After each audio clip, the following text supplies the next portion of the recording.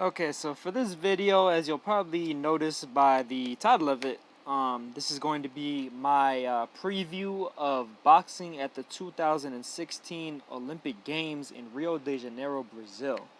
Um, the one thing that's really nice about these Olympic boxing events, these fights, is the fact that you can stream every single one of them online. You can either do so on the NBCOlympics.com website, or if you download the NBC Sports Extra apps on either iOS or Android, and I'll include links to those as well as links to the schedules that I'm looking at here as well.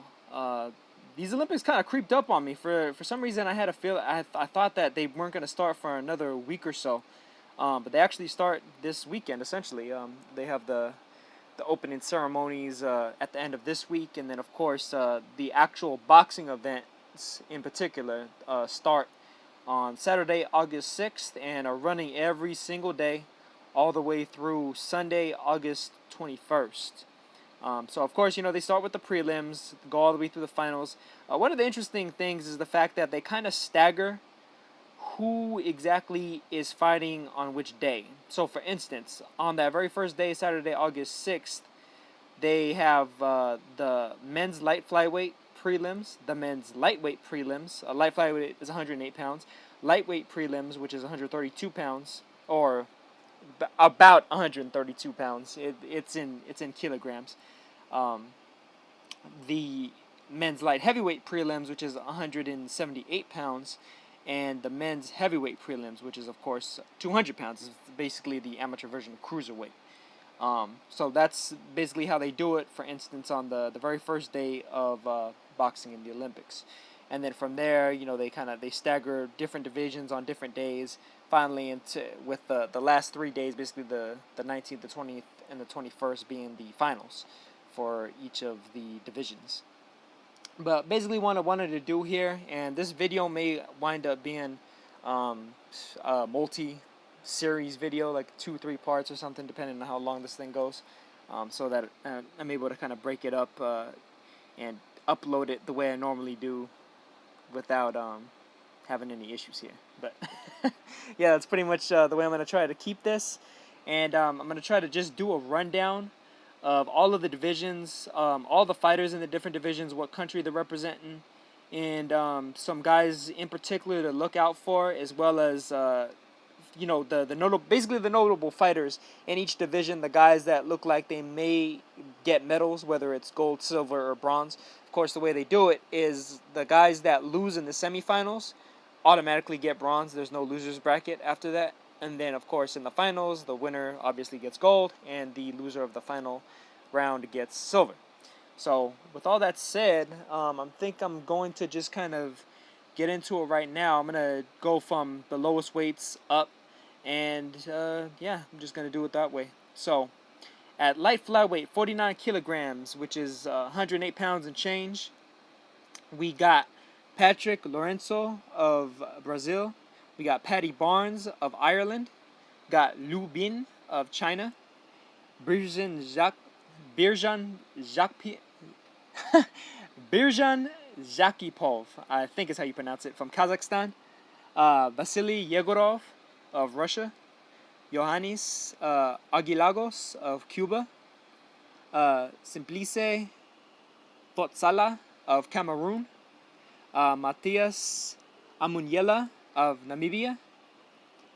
Peter Mungai Warui of Kenya. Yurbergen Martinez of Colombia. Nico Hernandez of the United States of America. Rogan Ladon of the Philippines.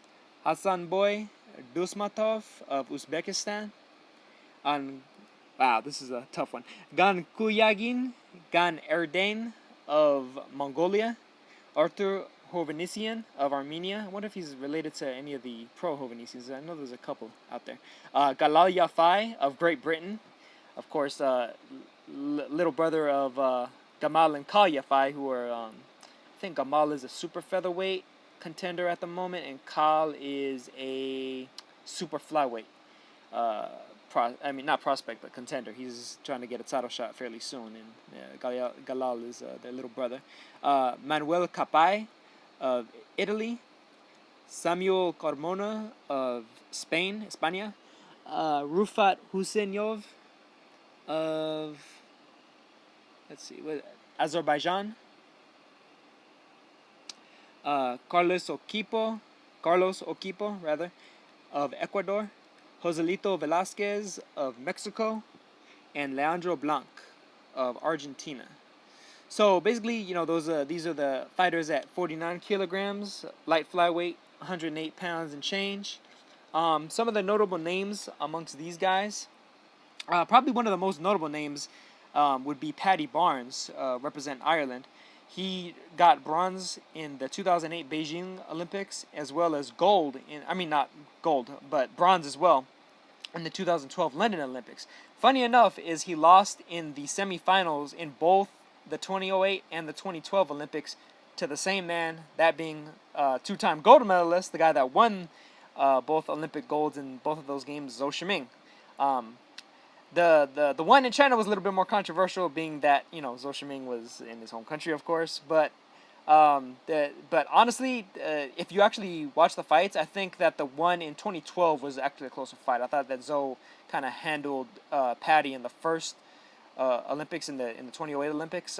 But the second one was probably one of the most competitive fights of that entire Olympic Games, and probably I think personally I found it to be the most competitive of the light flyweight fights just overall. Like, that could have been the gold medal match between those two, but it just so happens that Paddy Barnes wound up in the side of the bracket where he had to fight Zhou in the semifinals instead of the finals, and he wound up losing a very, very, very close fight, even by Olympic scoring standards. A very close fight. So he's one of the notable names, of course.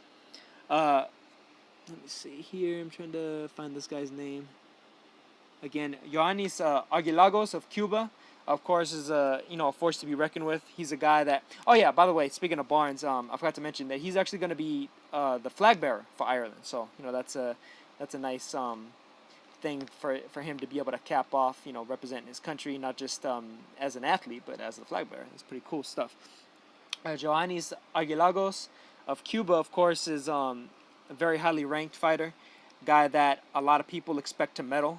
Some people expect him to get the gold, but who knows? We'll see how it all turns out. The fun thing about these Olympics is the fact that, like I said, they go from the 6th to the 21st. You're basically fighting once every third day, and it's several fights. It's 4 or 5 fights over the course of basically 2 weeks or less, really. 2 weeks, less than 2 weeks, a week and a half. It's several fights within that course. So it's kind of an interesting situation by virtue of the fact that even though these guys aren't necessarily doing 12 rounds like a world championship fight, a pro world championship fight, overall they're doing about 12 to 15 rounds over the course of a week. So I mean, it's kind of an interesting circumstance with regard to how these guys wind up actually fighting each other.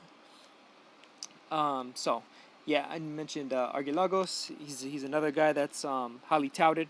Vasily Yegorov of Russia is another highly touted fighter, coming from a strong amateur system. And he actually has a silver medal in the 2015 Amateur World Championships. So he's, definitely another guy that's highly touted to possibly win a medal.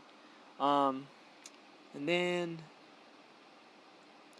I do know Hasanboy Duzmatov of Uzbekistan. I've heard some pretty good things about him. Of course, as I mentioned before, Galal Yafai, I'm sure, is trying to live up to his big brother's names, essentially, guys that are kind of highly touted pros. And so he's going to try and win the highest honors in the amateurs. Birjan Zakpiov has 2013 gold in this division in the World Championships, the Amateur World Championships. And he also has a bronze medal way back in 2005. Way back in 2005. This guy's been around for a while. He's a 32-year-old. He's on the older side of all the fighters in this division, or really in any division in the whole Olympics. He's definitely one of the seasoned vets of the amateur system, so he's another guy that's probably going to be one to look out for in order to medal. And let's see, I'm at 10 minutes now. Okay, I think I'm going to cut this one right about here so that I can give equal time to the different divisions, the different fighters. But what I'm going to do is I'm going to try and go division by division, and I'm also going to include the women's divisions as well. I'll probably cap everything off with the women's divisions before after I finish off the men's divisions. And yeah, you know what? Maybe I'll do it that way. I'll do it where I'm going to just split each of these videos up by division. So, all right. So I'll catch you guys on the next one then. Peace.